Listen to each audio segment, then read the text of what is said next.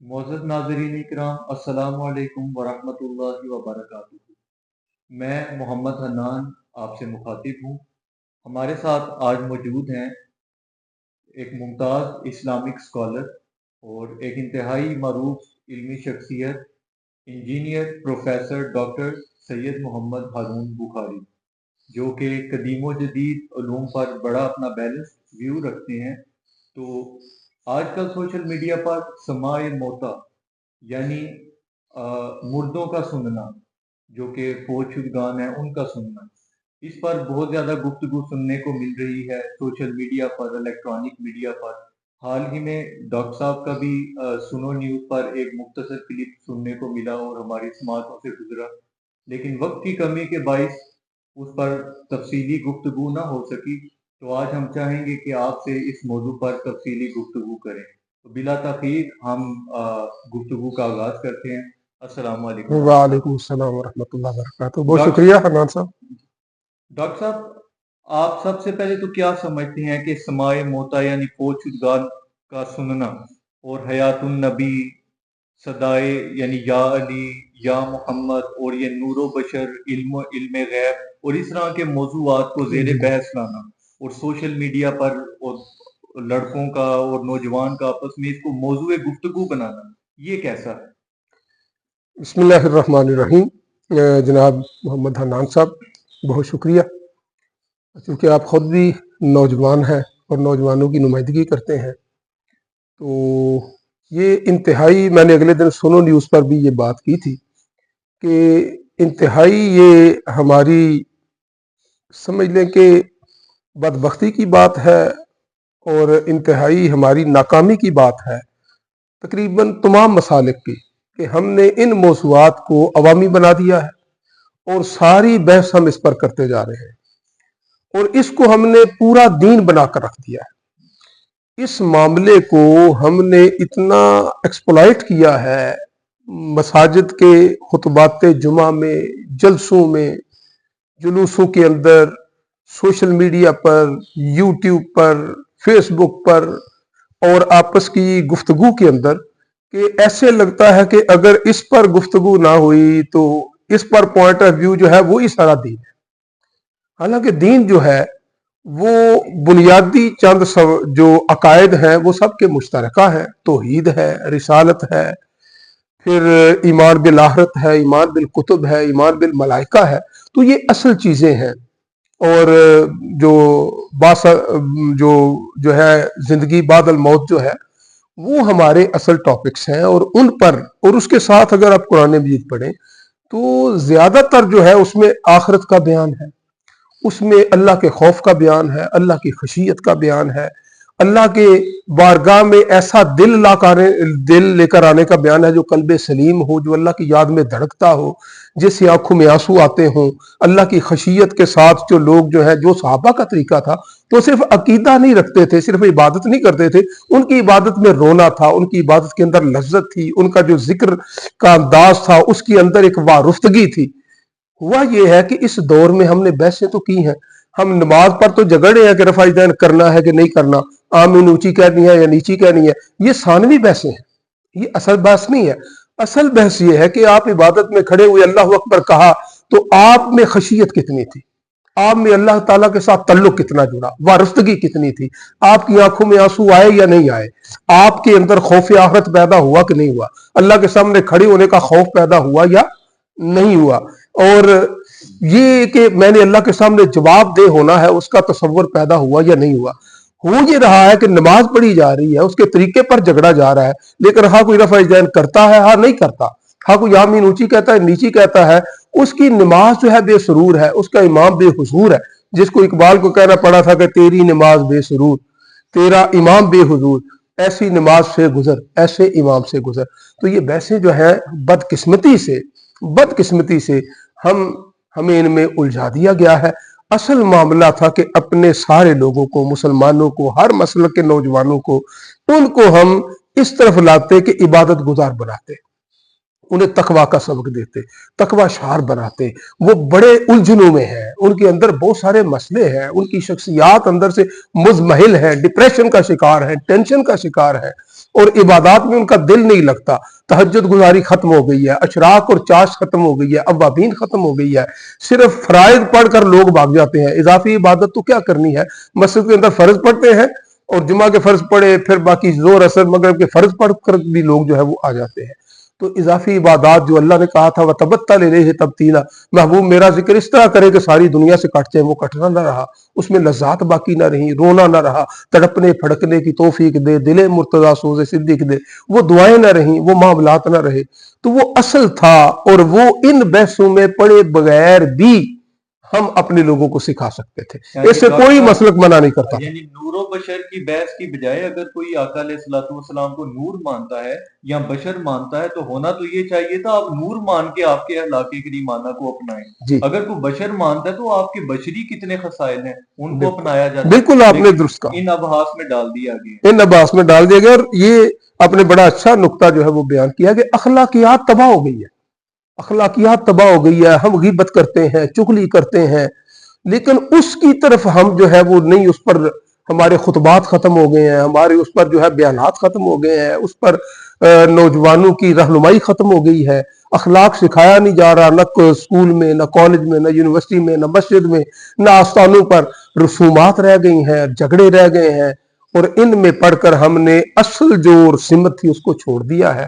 البتہ ہر ایک پر جو ہے کوئی رائے تو ہوتی ہے، علمی رائے بیان کرنا اور ہے، لیکن سمت کو درست رکھنا ایک اور چیز ہے. مطلب اس میں ڈاکٹر صاحب اگر یہ آپ سے پوچھا جائے کہ ان ابحاث کے پیچھے جو محرکات ہیں ان کے مین موٹیوز کیا ہو سکتے ہیں، آپ کی رائے میں کیا ہو سکتے ہیں جو لوگ یہ بحث کو چھیڑنا چاہتے ہیں، وہ چاہتے ہیں؟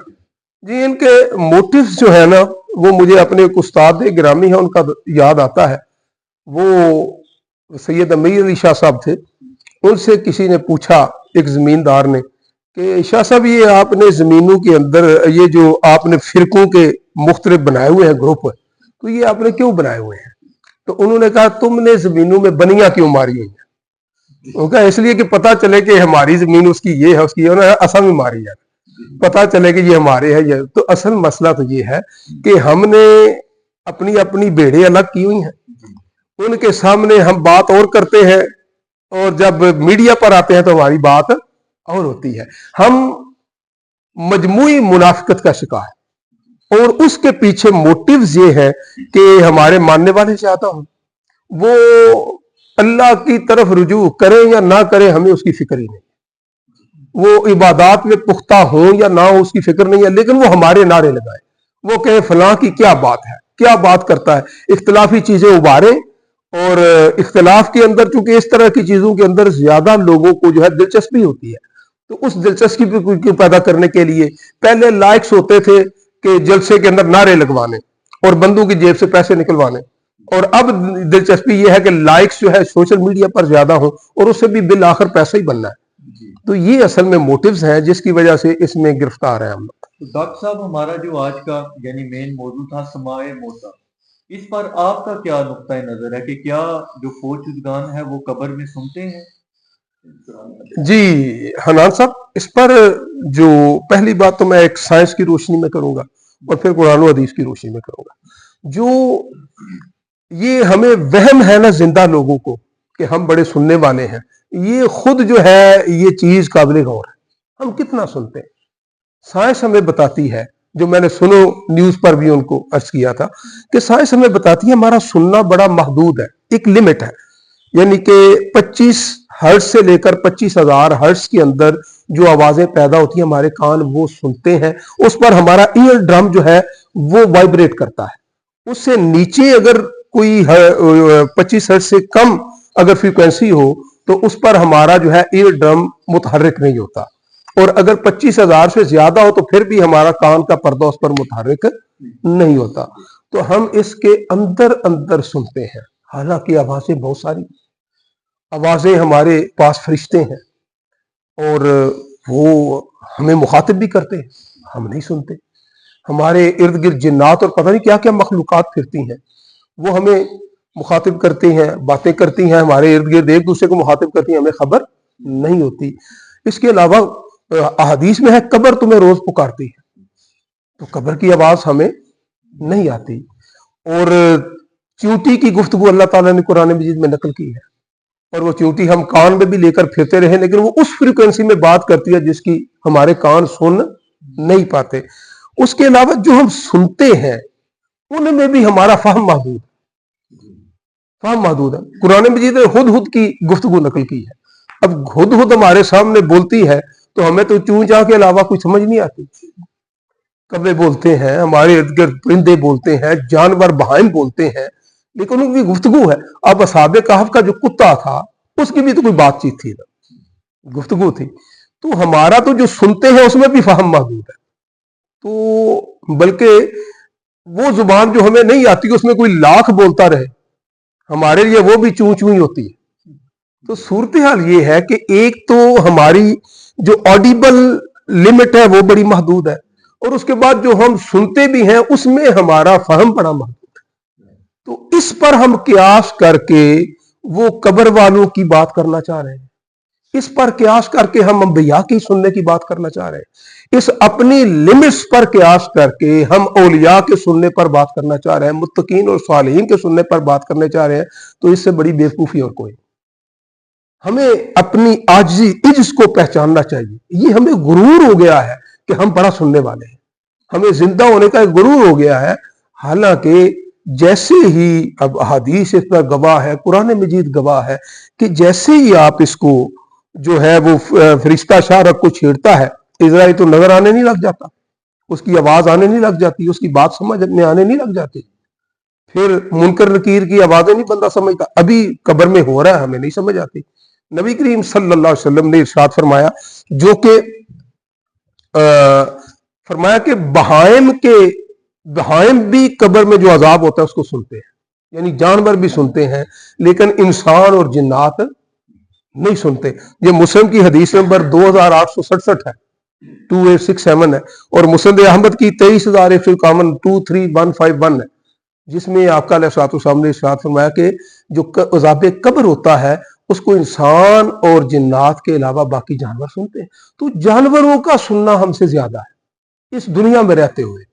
तो हमें इस जरा गुरूर और फख्र और वहम से बाहर आना चाहिए कि हम बहुत सुनते हैं, और हमें अपने ऊपर कियास करके आखिरत के फैसले नहीं करना चाहिए। अभी अगर आप कहें तो इस पर कुरान और हदीस से बहुत सारे दलाइल हैं जो दिए जा सकते हैं। इन अदर वर्ड आप यानी ये भी कहना चाह रहे हैं कि हम मुर्दों की समाज की फिक्र छोड़कर पहले अपनी समाज का तो जायजा लें। बिल्कुल, आपने दुरुस्त कहा कि हम पहले अपनी समाज का तो जायजा लें, वरना कुरान मजीद तो इस पर जो है वो वाशगाफ है कि हजरत सालेह अलैहिस्सलाम जब उनकी कौम पर अजाब नाजिल हुआ तो कुरान मजीद नकल करता है, सूरह आराफ में है कि फतवल्ला अन्हु वकाला, फिर आप उनकी तरफ मुड़े और कहा, या कौम लकद अब लग तुकुम रिसालत रब्बी व नसख्तु लकुम। फरमाया कि ए कौम, मुर्दों को खिताब किया, ए कौम मैंने तुम्हें जो है अल्लाह का पैगाम पहुंचाया था और मैंने तुम्हें नसीहत की थी। इसी तरह शुएब अलैहिस्सलाम, उससे भी सूरह आराफ में मौजूद है कि आपकी कौम पर जब नाज़िल हुआ अज़ाब तो फिर फतवल्ला अन्हु वकाल या कौम लकद अबलगतुम रिसालात रब्बी व नसख्तु लकुम। उस वक्त भी हजरत शुएब अलैहिस्सलाम ने उनको मुखातिब किया। खुद जब गज़वा बदर हुआ तो बुखारी और मुस्लिम की अहादीस उस पर मौजूद है कि गज़वा बदर जो है उसके जो मकतूलीन थे कुफार, वो एक गड्ढे में थे, एक कुएं में थे। आका करीम सल्लल्लाहु अलैहि वसल्लम वहां पर तशरीफ लाए और उनसे खिताब किया, आवाज लगाकर, अबू जहल अबू लहब, क्या तुम तक वो पहुंच गया जो अल्लाह का वादा था। और इसको बुखारी जो है हदीस नंबर 3976 है और मुस्लिम की 2874 हदीस नंबर है जिसमें इसको बयान किया है। और पूछा साहबा ने, या रसूल अल्लाह आप इनसे मुखातब हो रहे हैं, ये जो बेरूह है। फरमाया, सुनो ये तुमसे ज्यादा सुनते हैं लेकिन बस जवाब नहीं दे सकते। ठीक है, इसके अलावा बहुत है कि आका करीम सल्लल्लाहु अलैहि वसल्लम ने, ये भी बुखारी मुस्लिम की मुत्तफक अलैह हदीस है कि आका अलैहिस्सलाम ने फरमाया कि जब तुम मुर्दा को दफन करके आते हो वो तुम्हारे जूतों की आवाज सुनता है। ये भी मौजूद है, यानी बुखारी में ये 1314 भी है, 1338 पर भी है, और मुस्लिम में 2870 नंबर हदीस है जिसमें इसका बयान आया है। इसके अलावा कब्र में मुनकर नकीर का आना, सवाल जवाब का होना, उस पर बुखारी में 1338 हदीस है, मुस्लिम में 2871, यह भी मुत्तफक अलैह है। इसी तरह قبر میں مردوں کو عذاب ہونا، اس پر بخاری میں 216 نمبر ہے، مسلم میں 292 نمبر ہے. تو یہ احادیث موجود ہیں، قرآن مجید اس پر گواہ ہے. تو ان کا سننا کوئی بعید از قیاس نہیں ہے، یہ قرآن و حدیث ہے. تو لہٰذا اگر اس کے باوجود کوئی یہ سمجھتا ہے کہ نہیں جی یہ بات ایسے نہیں ایسے ہے، تو ٹھیک ہے، ہم ان کو کہتے ہیں کہ ان کو چلیں ایک طرف رکھ دے، جو اصل معاملہ ہے اس طرف تو آئے گا. قوم کو جو اخلاقیات تو سوارے، اس قوم کو جو ہے وہ ان بحثوں سے نکال کر ان کو عبادات کا شوق تو دلائیں، ان کو اللہ کا خوف تو دلائیں، ان کو اللہ کے خوف سے رونے والا تو بنائیں. جی ڈاکٹر صاحب ماشاءاللہ، آپ نے سائنسی پہلو اور قرآن و حدیث کی روشنی میں بہت ہی مدلل جواب جو ہے وہ اس کا دیا. سمائے موتا پر کافی سیر حاصل گفتگو ہوئی. یعنی آپ نے کچھ ایک دو واقعات کی جہاں قرآن پاک سے ایگزامپل دی، تو اس سے یعنی ایک پوائنٹ یہ بھی یعنی جو اخذ ہو سکتا ہے وہ یہ کہ کچھ قومیں زندہ ہو کر بھی مردہ ہوتی ہیں. تو بالکل بالکل ماشاءاللہ ماشاء ناظرین بڑے اچھے طریقے سے ڈاکٹر صاحب نے اور بڑا مدلل جواب دیا. آئیے ایک اور بہت ہی اہم سوال جو کہ ہر ایک یعنی شخص کا، وہ سوشل میڈیا پر ہو، آج کے نوجوان ہو، ہر ذہن میں ایک الجھن ہے کہ ہم جس مسلک کے شخص سے بات کرتے ہیں، ہم جس مکتبہ فکر کے شخص سے بات کرتے ہیں، اب ہوتا یہ ہے کہ ہر مکتبہ فکر کا بندہ جو دلائل ہے وہ قرآن و حدیث سے لے کر آ رہا ہے. تو یہ جو قرآن و حدیث کو انڈرسٹینڈ کرنا، اس کے مفہوم کو انڈرسٹینڈ کرنا، اس کا کیا طریقہ کار، اس کا کیا کوئی کرائٹیریا ہونا چاہیے، اس کا یعنی کس طریقے سے قرآن پاک کے مفہوم تک پہنچا جائے. ورنہ تو ہر مکتبہ فکر کا بندہ جو ہے وہ دلائل تو قرآن و حدیث سے ہی دے. اس حوالے سے اس پر کچھ روشنی. جی حنان صاحب، اس پر میں نا دو پہلو سے بات کرنا چاہوں گا. ویسے تو بڑا وسیع ٹاپک ہے. پہلی بات تو یہ ہے کہ جتنے بھی تاریخ اسلام میں فرقے پیدا ہوئے ہیں سب قرآن و حدیث کی بنیاد پر. جب میں نے فرقہ کا لفظ بولا ہے تو اس میں یہ بھی بیان کر دوں کہ فرقہ چھوٹی جماعت کو کہتے ہیں. بڑی جماعت ہوتی ہے اس کو فرقہ نہیں کہتے. وہ جماعت ہوتی ہے، بڑی تعداد جماعت ہوتی ہے جس کو ید اللہ علی الجماع کہا گیا ہے، اور اسے سواد اعظم بھی کہتے ہیں. اور چونکہ پہچان تو وہ ہوتی ہے نا، اسلام کی پہچان مین سٹریم جو ہوتی ہے وہ ہوتی ہے. مین سٹریم لوگ کیا کر رہے ہیں وہ اسلام کی پہچان ہے. اب وہ مین سٹریم جو ہے اس سے جو الگ ہوتی ہے چھوٹی ایک جماعت، اس کو فرقہ کہتے ہیں، بڑے کو فرقہ نہیں کہتے. ایک تو یہ چیز کلیئر ہونی چاہیے. چلیں اس کی بھی گنجائش ہے، آپ اگر ایک خاص لمٹس کے اندر آپ اختلاف کرتے ہیں تو اٹس اوکے، لیکن وہ فرقہ ہوگا. اب یہ اگر آپ تاریخ میں دیکھیں، خوارج آئے، جبریہ آئے، قدریہ آئے، مجسمہ آئے، معتزلہ آئے، کرامیہ آئے، اور بہت سارے فرقے، کرامتہ آئے، باطنیہ آئے، یہ سارے کے سارے جو فرقے تھے یہ قرآن و حدیث کی بنیاد پر ہی ایک اپنا فہم رکھتے تھے. لیکن یہ سارے کوئی 100 سال رہا، کوئی 200 سال رہا، اور پھر تاریخ کا رزق بن گئے، ختم ہو گئے. مین سٹریم اسی طرح چلتا رہا. ہم کہتے ہیں گنجائش ہے، آپ کر لیں، اختلاف کریں، لیکن اگر کوئی چاہے اس اختلاف سے نکلنا تو قرآن مجید تو وہی ہے 1400 سال سے، احادیث بھی وہی ہے 1400 سال سے. تو جب آپ اس پر غور و فکر کریں گے ایک فہم آپ کے ذہن میں آئے گا، ایک تصور، ایک خیال کہ اس کا معنی یہ ہے. اب اس وقت نہ تو جبریل نے آ کر بتانا ہے کہ اس کا صحیح معنی کیا ہے، نہ اللہ کی وحی نازل ہونی ہے کہ صحیح معنی کیا ہے. تو اس کے لیے کیا کریں گے؟ ایک ہی پیمانہ ہے، صراط الذین انعمت علیہم. وہ جو اہل انعام ہیں ان کی اکثریت دیکھو کس طرح ہے، جن پر اللہ نے انعام کیا. اس خاص پر دیکھیں کہ اس پر انہوں نے، ہمارے اسلاف نے کیا. سب سے پہلے تو صحابہ نے سمجھنا تھا. اب مثلا سماع موتا ہی لے لیں، کوئی ایک صحابہ کا قول ہو، آپ قرآن مجید کا تو معنی کر لیں گے، آپ حدیث کا ایک مفہوم بیان کر دیں گے، آپ ایک قول صحابہ کا لائیں اسی آیت اور اسی حدیث پر کہ انہوں نے کہا کہ مردے نہیں سنتے، جو قبر میں ہے وہ نہیں سنتے، ایسا آپ کو قول نہیں ملے گا. آپ تابعین پر پھر چلے جائیں جنہوں نے صحابہ سے پڑھا، وہ کیا کہتے ہیں. آپ اس کے بعد تبع تابعین پر آ جائیں، پھر آپ مفسرین پر. اگر قرآن مجید کو بیان کریں گے تو مفسرین کی بات ہوگی نا، انہوں نے، وہی ایکسپرٹس ہیں نا. دنیا کا طریقہ یہ ہے کہ ایکسپرٹس کی بات مانی جاتی. आप आज अगर कहते हैं जमीन गोल है, तो आपने देखी तो नहीं है। आप कहते हैं कि इतनी कहकशाएं जो है 5,000 अरब कहकशाएं जो है वो मौजूद है पहले आसमान के दायरे के अंदर, तो आपने तो नहीं देखी। तो वो कैसे है कि एक्सपर्ट्स ने ये कहा है, तो हम एक्सपर्ट्स पर समझ लें कि ईमान ही ला रहे होते हैं ना कि एक्सपर्ट्स ये कहते हैं। तो वो एक्सपर्ट्स जब कहते हैं तो हम उसको लेकर के, आइंस्टाइन ने कहा जी कि is equal to MC square, तो ना मैंने उसको साबित किया है ना उसको पढ़ा है, बस ठीक है आइंस्टाइन ने कह दिया है, एक्सपर्ट बनना। तो आप जब कुरान मजीद की बात करेंगे तो आप एक्सपर्ट्स की बात लेंगे, वो मुफस्सिरीन है। हदीस की बात करेंगे तो आप उसके एक्सपर्ट्स मुहद्दिसीन और शारहीन हदीस है।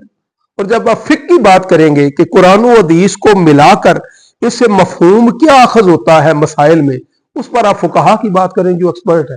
हम नॉन एक्सपर्ट के पीछे तो नहीं चल सकते कि आज कोई बैठकर कहे इसका मतलब ये नहीं वो है और पिछले सारों को मतून करना शुरू कर दे। ये दौर ऐसा आ गया है कि इसमें लोग कुछ नहीं पढ़ा होता। मैं यूनिवर्सिटी में पढ़ाता हूँ, स्टूडेंट्स मेरे पास होते हैं और मैं उनको कहता हूँ कि आप क्या लोग हो गए, सोशल मीडिया से आपने ईमान और अकीदा बना लिया है, कुछ नहीं आप लोगों ने पढ़ा और आप में गुरूर पैदा हो गया है नौजवानों के अंदर और आजकल के लोगों के अंदर कि वो ज्यादा समझदार हो गया पिछले असलाफ के साथ। अकीदे में पीछे जाने की जरूरत है। हाँ, इस दौर के मसाइल के लिए आप गौर फिक्र करें, अकायद में आपको गौर फिक्र करने की जरूरत नहीं है। आप देखें सहाबा क्या कहते हैं, ताबईन क्या कहते हैं, मुहद्दिसीन क्या कहते हैं, मुफस्सिरीन क्या कहते हैं, शारहीन हदीस क्या कहते हैं, फुकहा क्या कहते हैं, और फिर उसके मुताबिक आप बात कर लें। अब सिमाए मौता पर अजीब बात है कि ना तो सहाबा ने इसका इनकार किया है, कोई कौल ही नहीं मिलता, ना ताबईन ने किया है, ना तबा ताबईन ने किया है, ना मुहद्दिसीन ने किया है, ना मुफस्सिरीन ने किया, ना फुकहा ने किया। लेकिन खुद कुरान मजीद की एक आयत पकड़नी, उसकी एक तफसीर करनी और कहना कि मुर्दे नहीं सुनते। खुद एक हदीस पकड़नी और उससे फहम अपना साबित करना, तो ये कुरान और हदीस पर ज्यादती। उनको अपने अपने फहम के मुताबिक अपने सांचे में डालना है, नहीं, हमने खुद को उसके सांचे में डालना होता है।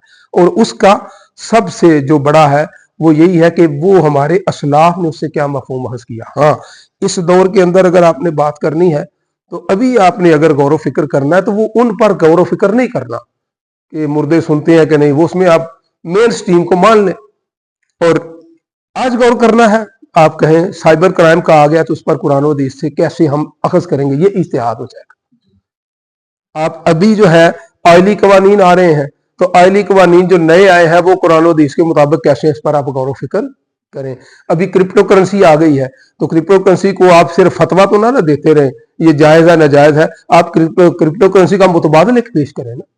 स्टॉक मार्केट आ गई है तो स्टॉक मार्केट पर सिर्फ फतवा तो ना देना, स्टॉक मार्केट का एक मुतबादल पेश करें ना। फॉरेक्स आ गया है तो फॉरेक्स का आप एक मुतबादल दें। बैंकिंग का सिस्टम आ गया है तो बैंकिंग का एक मुतबादल दें। एक मखलूत निज़ाम तालीम जो है वो जारी हो गया तो आप उसका मुतबादल दें। तो ये सूरत हाल है कि इज्तिहाद और गौर फिक्र कर सकते हैं, लेकिन अपने दौर के मसाइल पर आप जरूर करें, उस पर करना चाहिए, इज्तिहाद इस पर होना चाहिए।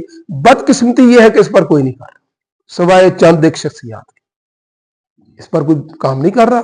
और सारा जो मामला है वो जो पहले से तयशुदा चीजें हैं उनको नए सिरे से उखाड़ उखाड़ कर, जिसका फायदा ही कोई नहीं है, ना उम्मत को ना जो है वो नौजवानों को।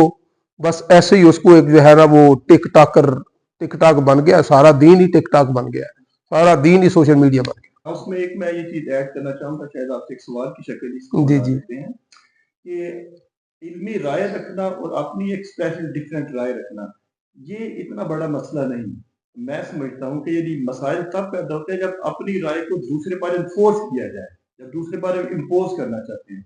अब मिसाल के तौर पर अगर हम देखते हैं कितने लोग हैं जो ये राय रखते हैं, जिनका ये मानना है कि जो समाज मोता जो है वो जिसके कायल है कि जो मुर्दे हैं जब फौज चुर्गान वो समात करते हैं, वो सुनते हैं। एक तबका वो है जो कहता है कि वो समात नहीं करते। ठीक, अगर जो नई समात भाई जो मानते हैं कि समाज मोता के कायल नहीं है, भाई वो नहीं सुनते, तो भाई वो अपनी राय पे कायम रहे। मसला तब बनता है जब उसको अपनी राय को दूसरे पे इन्फोर्स करके, और इस सिर्फ इन्फोर्स करने से भी आगे, इम्पोज करने से भी वो जब आगे चले जाएंगे, जब वो फतवाबाजी शुरू कर देंगे कि ये किसी ने अगर उसको पुकारा कब्र वाले को تو وہ शिर्क की हद तक खेल चले। आप इसके बारे में क्या कहेंगे कि ये वाकई प्रॉब्लम है, उसका क्या सोल्यूशन दिया जाए? एक जी solution मैं यही बात आपको जिस कलमा नसीहत उसका जी जी कलमा नसीहत यही है कि जो हमारे असलाफ थे उनमें इस तरह इख्तलाफ अकायद पर तो नहीं रहा। वो दो तबके शुरू से बन गए थे कि अहले तशय्यो और एक अहले सुन्नत, बाकी तो बाद में आए हैं। तो इस पर इख्तलाफ तो नहीं रहा। हाँ, बाकी फिकही मसाइल पर इख्तलाफ होता था और इख्तलाफ करके वो कहते थे कि वल्लाहु व रसूलुहु आलम, कि हमारी राय ये है, आगे अल्लाह रसूल बेहतर जानते हैं कि हक क्या है। वो उस पर सख्ती ये नहीं करते थे कि सिर्फ ये हक है जो मैंने कहा। आप इमाम मालिक को पढ़ ले, इमाम शाफी को, इमाम अबू हनीफा को, इमाम अहमद बिन हंबल को अपनी राय देते और राय देकर कहते कि हमारे नजदीक ये है, लेकिन हम ये नहीं कहते कि सिर्फ यही है इसका मतलब है, कोई और राय भी हो सकती है। वो एक दूसरे की राय का एहतराम करते। इख्तिलाफ और चीज है, मुखालफत और चीज है। इख्तिलाफ ये है कि आपने अपनी राय दे दी, वो रहमत है, और जब आप उसको मुखालफत में बदलते हैं, फतवा लगाते हैं और कुफ्र और शिर्क करार देना शुरू कर देते हैं और खारिज अस दीन बना देते हैं और उसको एक जंग का माहौल दे देते हैं, तो ये वो है जो फितना बन जाता है। मसलन मैं एक छोटी सी बात करता हूं, या रसूल अल्लाह सल्लल्लाहु अलैहि वसल्लम, इस पर निदाए या रसूल अल्लाह पर इख्तिलाफ पैदा हो गया इस दौर में। हालांकि आप जितनी मर्जी या तशरीह कर ले, आपको एक कौले सहाबा नहीं मिलेगा कि या रसूल अल्लाह कहना जो है वो शिर्क है। एक सहाबी का कौल नहीं मिलेगा। आपको एक ताबी का कौल ना मिलेगा कि या रसूल अल्लाह पुकारना शिर्क है। दूर नजदीक के भी झगड़े कोई नहीं है, ये हम खुद निकालते हैं, वो उधर मुतलकन है, मुतलकन है, इस दौर की जात है। तबा ताबीन का कोई कौल नहीं मिलेगा, एक मुफस्सिर का कौल नहीं मिलेगा, एक मुहद्दिस का कौल नहीं मिलेगा, एक फकीह का कौल नहीं मिलेगा, एक किसी रूहानियत और अहले तसव्वुफ में से किसी का कौल नहीं मिलेगा कि या रसूलुल्लाह कहना जो है वो मना है और ये शिर्क है या बिद्दत होगी या कुफर हो गया। ये इस दौर में मसला पैदा हुआ। ठीक है जी, आप नहीं कहते, आपने एक फहम अखज किया, लेकिन उस पर आपके पास कोई पीछे से इल्मी तारीख से कोई एक कौल भी दस्तयाब नहीं है। हम फिर भी कहते ठीक है, लेकिन उसको शिर्क तो ना बनाए। जो या रसूलुल्लाह कह रहा है उसको आप जब शिर्क मुशरिक करार देंगे, वो बेचारा नमाजें पढ़ रहा है, वो तहज्जुद पढ़ रहा है, वो इशराक चाश कर रहा है, वो अल्लाह अल्लाह की ज़रबे लगा रहा है, वो जो बात होती है कहता है जो अल्लाह का फैसला है, हर वक्त अल्लाह को पुकारता है और साथ वो समझता है कि जब मैं रसूलुल्लाह सल्लल्लाहु अलैहि वसल्लम को मोहब्बत से पुकारूंगा तो अल्लाह ताला की बारगाह में आप शफात फरमाएंगे। वो ये समझता है, उनको खुदा नहीं समझता, खुदा का बेटा नहीं समझता, और उनको अपना रसूल समझकर, अपना आका समझकर, अपना आका मौला समझकर वो या रसूलुल्लाह पुकारता है। तो ये सूरत हाल है कि हम इसे इख्तिलाफ रखना चाहिए, मुखालफत और फतवाबाजी में और नफरत बढ़ाने में इस्तेमाल नहीं करना चाहिए। बस ये कहते जी हमारा ये है, बाकी वल्लाहु व रसूलुहु आलम। जी सामीन, आपने जी नाजरीन आपने समाअत किया कि डॉक्टर साहब ने कितने यानी खूबसूरत अंदाज में और कुरान और हदीस के दलाइल पेश करके आज के बड़े अहम मौजू पर जो है वो हमें इल्म के नूर से जो है वो मुनव्वर किया है। तो हम इंशाल्लाह फिर इंशाल्लाह हाजिर होंगे एक नए मौजू के साथ। तब तक के लिए अल्लाह हाफ़िज़।